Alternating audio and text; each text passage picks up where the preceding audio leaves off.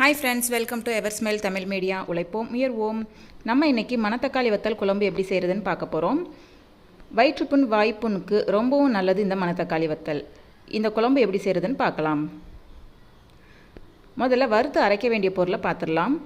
ஒரு கடாயில 2 table spoon கடலைப்பருப்பு எடுத்துக்கோங்க. நம்ம கடலைப்பருப்பு எவ்வளோ சேர்க்குறோமோ அதுக்கு பாதி அளவு உளுந்து எடுக்கணும். 2 டேபிள் ஸ்பூன் கடலைப்பருப்புக்கு 1 டேபிள் ஸ்பூன் உளுந்து எடுத்துக்கலாம்.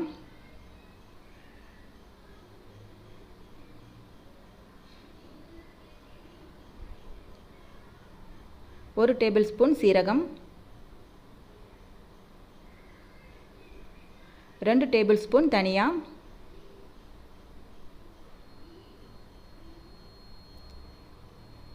வெந்தயம் சிறிது, மிளகு 1 டேபிள் ஸ்பூன்,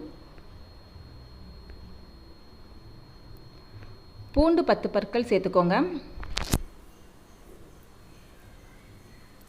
வத்தல் ஒரு 3, கருவேப்பிலை சிறிது சேர்த்து நல்லா வறுத்து எடுத்துக்கலாம்.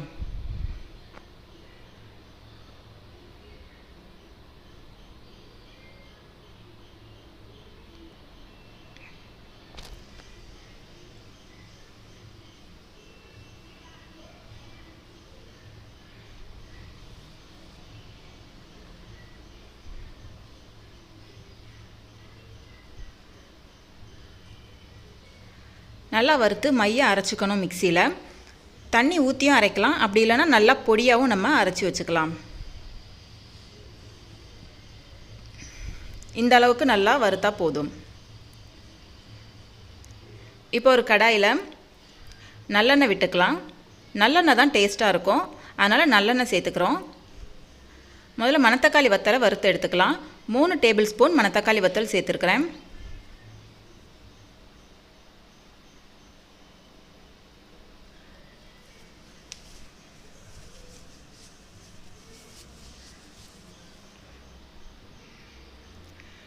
கரிஞ்சிடாமல் லைட்டாக வறுத்து எடுத்தால் போதும்.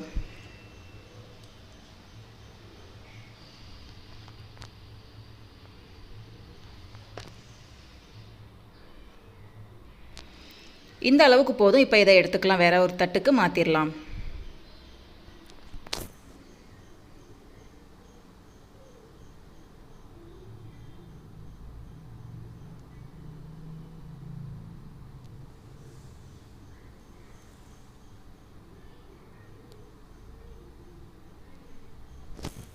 இப்போ அதே எண்ணெயில் கடுகு சேர்த்துக்கலாம்.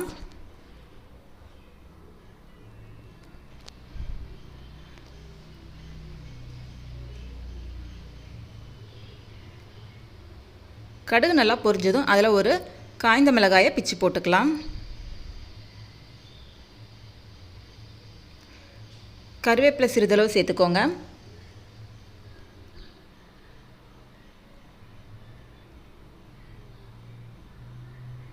இப்போ புளி தண்ணி ஒரு 1.5 கிளாஸ் அளவுக்கு நான் சேர்த்துக்கிறேன். ஒரு எலுமிச்சம்பழ அளவு புளியை நம்ம தண்ணியில் கரைச்சிக்கலாம். அந்த தண்ணி தான் 1.5 கிளாஸ் சேர்க்குறோம் நம்ம.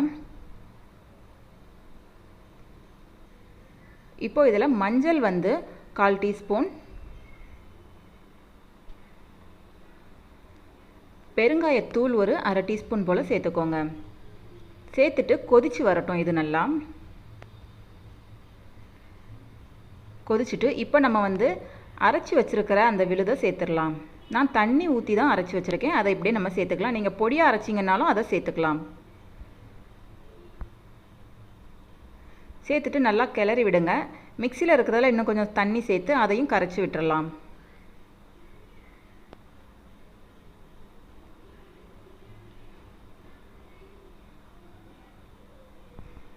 நம்ம ஊற்றிருக்கிற எண்ணெய் நல்லா பிரிஞ்சு வர்ற அளவுக்கு கொதிக்க விடுங்க.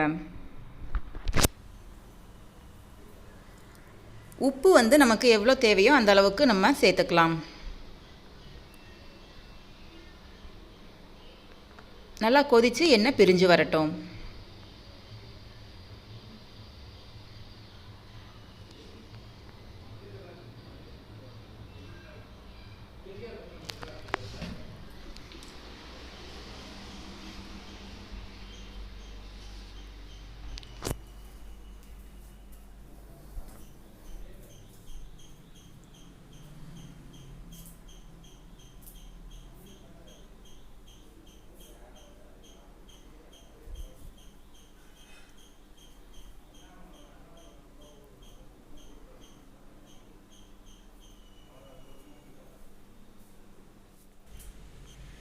நல்லா கொதித்து எண்ணெயெல்லாம் நல்லா பிரிஞ்சு வந்துருச்சு, பார்த்தாலே தெரியும். இந்த பதத்துக்கு வந்தால் போதும். இப்போ நம்ம வறுத்து வச்சுருக்கிற மணத்தக்காளி வத்தலை சேர்த்துடலாம். நம்ம 3 டேபிள் ஸ்பூன் மணத்தக்காளி வத்தல் வறுத்து எடுத்துருந்தோம். அதில் 2 டேபிள் ஸ்பூனை இதில் சேர்த்துக்கலாம். 1 டேபிள் ஸ்பூனை நீங்கள் கொஞ்சம் இடித்து சேர்த்துக்கலாம், அப்போ தான் டேஸ்ட்டு நல்லாயிருக்கும்.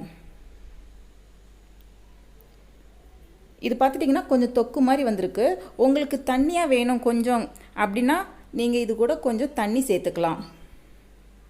புளி தண்ணி சேர்க்குறீங்க இல்லையா, அப்போவே கொஞ்சம் தண்ணி எக்ஸ்ட்ராவாக உங்களுக்கு குழம்பு பதத்துக்கு சேர்த்துக்கோங்க. இப்போ நான் இடித்து வச்சுருக்கிற மணத்தக்காளி வத்தலை சேர்த்துட்டு நல்லா கிளறி விட்டுக்கோங்க. ரொம்பவே நல்லாயிருக்கும். சாதத்தோடு நீங்கள் இதை 2 டேபிள் ஸ்பூன் சேர்த்து நல்லா பிசைஞ்சு சாப்பிட்டிங்கன்னா ரொம்பவே டேஸ்ட்டாக இருக்கும். வீட்டில் நீங்களும் ட்ரை பண்ணி பாருங்கள் ஃப்ரெண்ட்ஸ். வீடியோ பிடிச்சிருந்ததுன்னா லைக் பண்ணுங்கள், உங்கள் ஃப்ரெண்ட்ஸுக்கும் ஷேர் பண்ணுங்கள், மறக்காமல் சப்ஸ்கிரைப் பண்ணுங்கள். அப்படியே பக்கத்தில் இருக்கிற பெல் பட்டனையும் ப்ரெஸ் பண்ணுங்கள்.